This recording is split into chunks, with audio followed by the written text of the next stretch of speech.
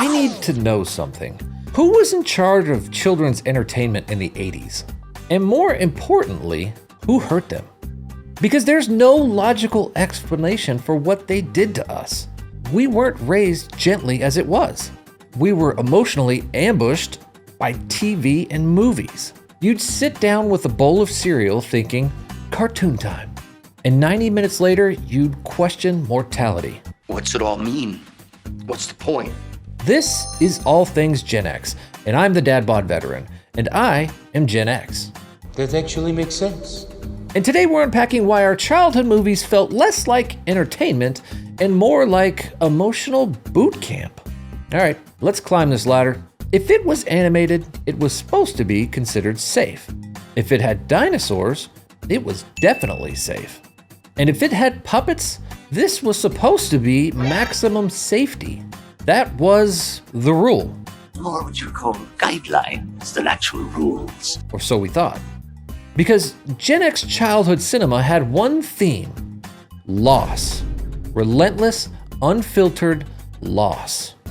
Let's get into the example, starting with a classic, Bambi. Oh no! Yes, I know, it was initially released in 1942, but it was re-released endlessly during our childhood.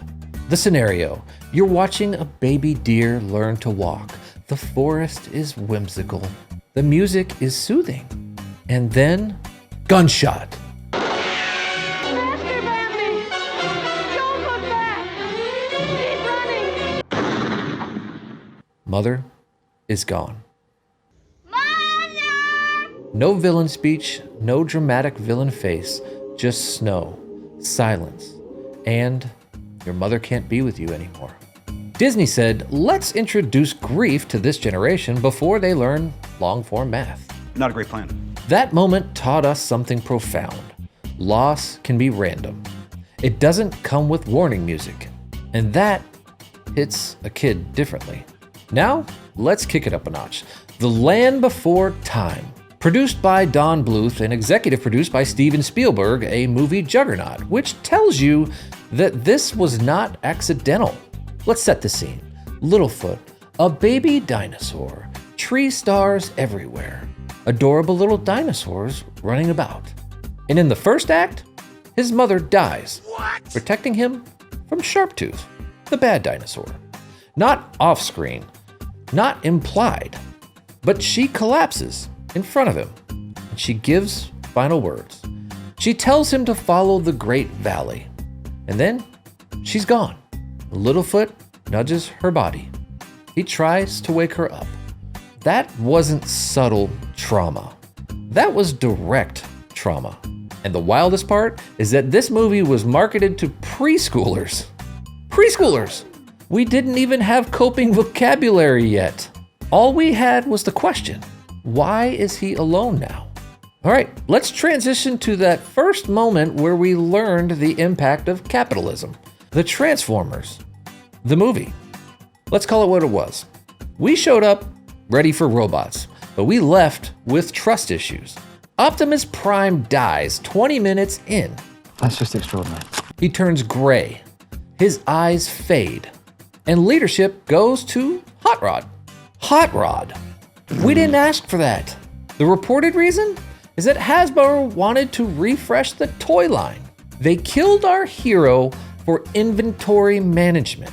That was our first lesson in capitalism. Even heroes can be discontinued. All right, let's talk about another one. Old Yeller. I don't want to talk about it.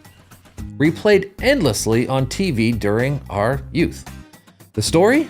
Dogs saves family. Dog gets rabies. Boy must shoot dog. Why'd they go and do that? Because there is no magical cure. No, he'll be okay. Just responsibility. That was heavy. But we learned sometimes doing the right thing hurts. All right. Then there's my girl, Thomas J. Sweet kid, allergic to everything. Gets stung by a bee. Dies. And then he can't see without his glasses. His face hurts. And where is his glasses? He can't see without his glasses.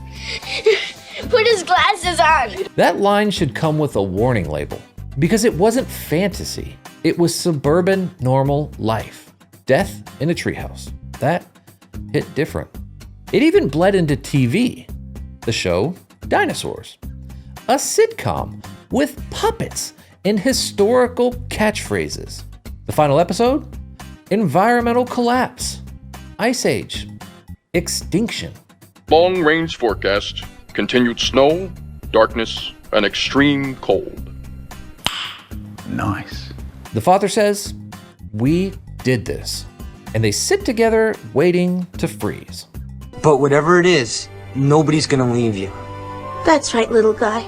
We'll all stay together. Yeah. No joke. No fix. Fade to black. That was a children's show. We didn't get happy endings. We got cautionary tales. And then there's the one that people forget to warn you about.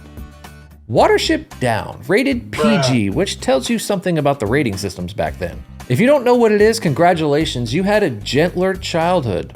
Because someone, somewhere, looked at an animated film about rabbits and said, kids will love this. And what we got instead was existential dread in fur. Let's set the stage. You see animated rabbits, soft music, pastures in a countryside.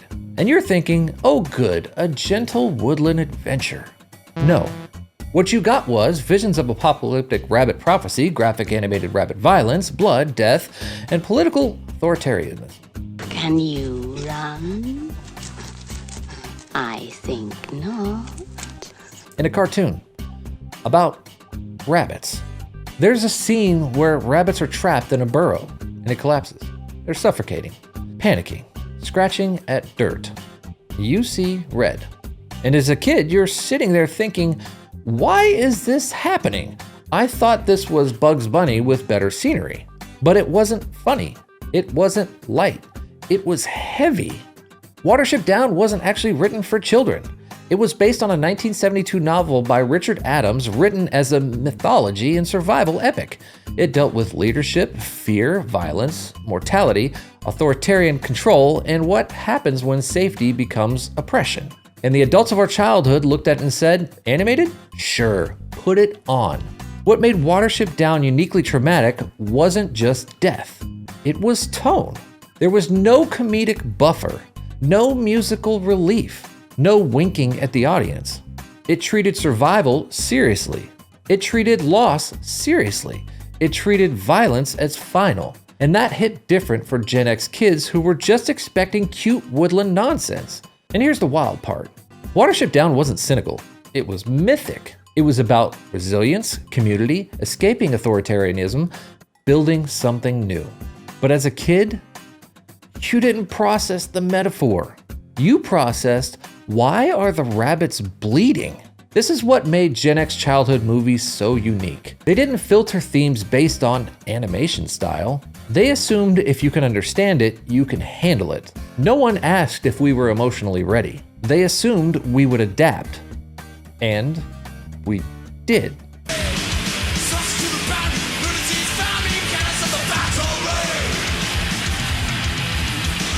Sort of. But at what cost? Now every time someone says it's just a cartoon, Gen X instinctively goes, is it though? That's bait. Because animated rabbits once taught us about mortality and fascism before we learned fractions. Now here's the bigger question in all of this.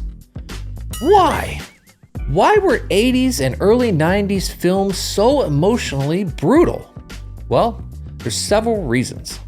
First, the post-Vietnam, post-Cold War nuclear threat area shaped the adults writing these stories. Boomer writers grew up with real existential threat. Duck and cover drills, Cold War tensions, and environmental fear. They didn't believe in sanitized storytelling. They believed in realism wrapped in fantasy. Second, animation wasn't viewed as kids only. It was storytelling. And storytelling historically includes loss, sacrifice, and consequences. And third, we were the latchkey generation. Independence was assumed. Resilience was expected.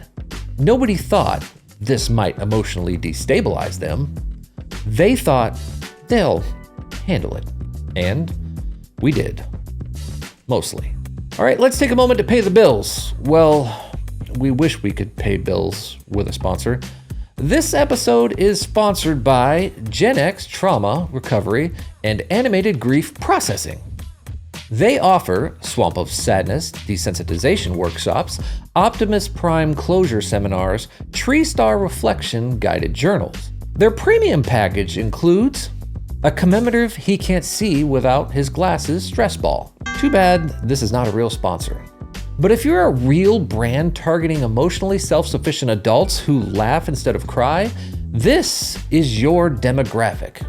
We don't break down.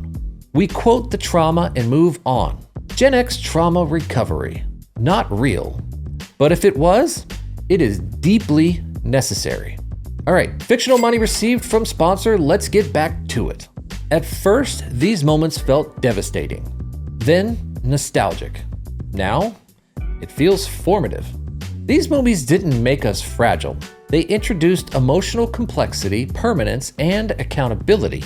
We learned that loss exists, hope matters, leaders fall, and actions have consequences.